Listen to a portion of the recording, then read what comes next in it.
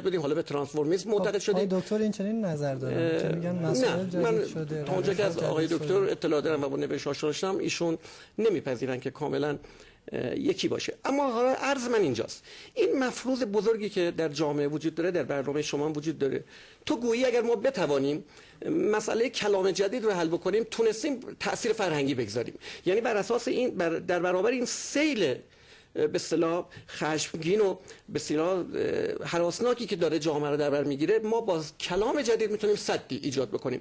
اما همینجا من در مقابل شما، در مقابل همه بیننده ها، تمام حیثیت و آبرون رو در گرو میذارم و قول حتمی میدم اگر شما تمام بودجه مملکت رو، تمام درآمد سرشار نفت رو هزینه کلام جدید بکنید، همه مسائل رو احصا بکنید، مسائل دوران مدرن رو، و همه پژوهشگران ما رو معطوف به مسائل کلام جدید بکنید، یک ذره در تغییر و تحول روند فرهنگی که جامعه کنونی ما درش قرار گرفته اثرگذار نخواهد بود. امروز چنین نیست که به کلام جدید در جامعه متوجه نمیشه.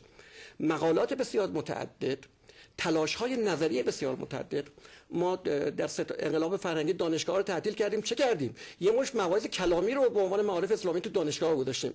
تو مدارس ما دارید شما چیکار می‌کنید؟ مواعظ کلامی دارید به خورد بچه‌های ما میدید. صدا سیما داره چیکار می‌کنه؟ تمام بحثاش، حتی سریال‌های تلویزیونی داره مواعظ کلامی رو میخواد منتقل بکنه.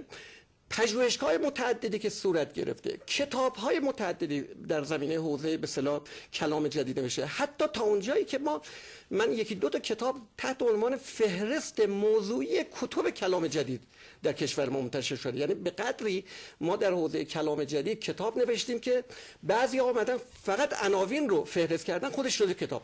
یعنی تلاش نظری کم صورت نمیگیره، اما این تلاش‌ها به اصطلاح به هیچ وجه به اعتقاد من مثمر ثمر نیست. ما فکر نکنیم که با پرداختن به مسائل ما میتوانیم با سرنوشت فرهنگی جامعه و در برابر این جهتگیری سکولاریستی که جامعه ما پیدا کرده به اصطلاح بتونیم مقاومت کنیم. مشکل رو باید در جای دیگری جستجو کرد. خیلی عالی.